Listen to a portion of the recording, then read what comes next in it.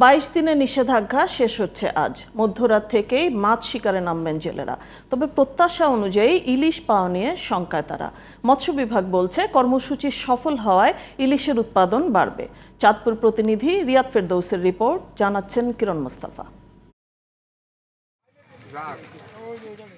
ইলিশ সংরক্ষণে নদী ও সাগরে মাছ ধরা বন্ধে নিষেধাজ্ঞা জারি করে প্রশাসন। 7 অক্টোবর শুরু হওয়া 22 দিনের নিষেধাজ্ঞা শেষ হচ্ছে মধ্যরাতে। আবারও মাছ ধরতে নামবেন জেলেরা। সব ধরনের প্রস্তুতি সম্পন্ন করলেও কাঙ্ক্ষিত ইলিশ পাওয়া নিয়ে শঙ্কায় তারা। আমরা যে নদীতে নামবো, যে মাছ আছে কিনা থাকবো না, কিন্তু আমরা তা বলতে পারি না। অনেকদিন বেকার থাকায় সংসারে টানা পড়েন ও ঋণ পরিশোধ নিয়ে উদ্বিগ্ন জেলেরা। আমরা অতি কষ্টে দিন কাটাইতে আছি, ঠিক আছে।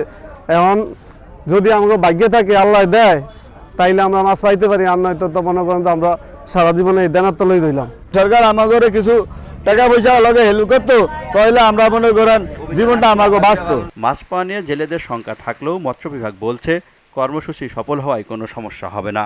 নদীতে প্রচুর মাছ এসেছে ডিম পাড়ার জন্য, এবং আমরা যেটা মনে করছি যে গতবারের চাইতে এবারে মাছের যে ডিম ছাড়ার হার এটা বেশি হবে। বিশ্বের যে উৎপাদনের যে আমাদের লক্ষ্যমাত্রা, সেটাকে আমরা ছাড়িয়ে যাব।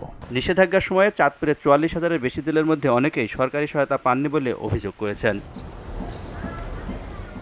কিরণ মোস্তফা, জিটিভি নিউজ।